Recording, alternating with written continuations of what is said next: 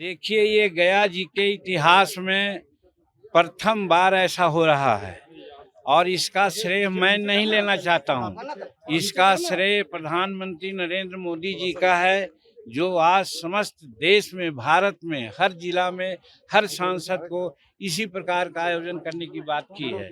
और इसमें जो हमारे जो सांस्कृतिक महोत्सव है और सांसद जन उद्यम सम्मेलन है, इसके माध्यम से उनको खेल के साथ साथ अनुशासन के साथ साथ जो आज बेरोजगारी की समस्या है, उससे सरकारी नौकरी कोई नहीं दे सकता है, उतनी नौकरियां नहीं होती है। इसलिए वो अपना हाथ जगन्नाथ समझ करके अपने को उद्यमी बने और अपने के साथ साथ अपने साथ 10, 20, 50 लोगों को भी उद्यमी बनावें और सबको हुनर दें, ताकि बेरोजगारी की भावना दूर हो जाए। इसके लिए नरेंद्र भाई मोदी जी ने इस प्रकार आयोजन किया गया है। और आज यहाँ विभिन्न प्रकार के जो हमारे PSU हैं, जिनका बिजनेस होता है और उनका एक CSR फंड होता है, उससे इस प्रकार का काम कराने का प्रोत्साहन दिया गया है। और हम समझते हैं खेल बहुत बड़ी विद्या है। खेल के माध्यम से सब कुछ हम लोग सीखते हैं। एकता की बात आती है, कठिन परिश्रम की बात आती है, राष्ट्रीयता की बात आती है, अनुशासन की बात आती है। इस चीज़ को समझ करके नरेंद्र भाई मोदी जी ने इस प्रकार का आयोजन का उन्होंने निर्देश दिया और उन्हीं के निर्देश के अनुसार आज गया के ऐतिहासिक गांधी मैदान में हम लोगों ने आज सांसद जन उद्यम खेल व्यवस्था की है। सर, पश्चिम बंगाल चुनाव पर क्या? पश्चिम बंगाल के चुनाव के संबंध में तो जो भी हम लोगों को संशय था, अब संशय दूर हो गया है।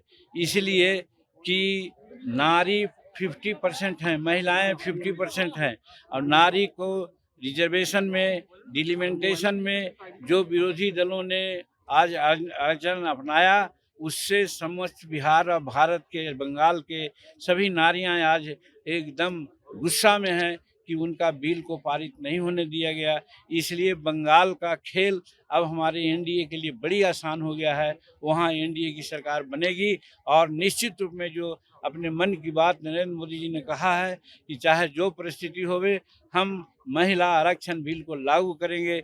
हम हर तरह के जो परिसीमन है उसको हम लागू करेंगे।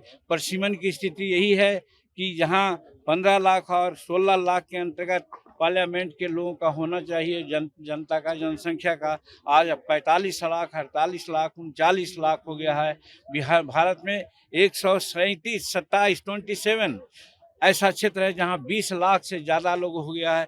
आखिरी परिसीमन को कितना दिन रोकेंगे?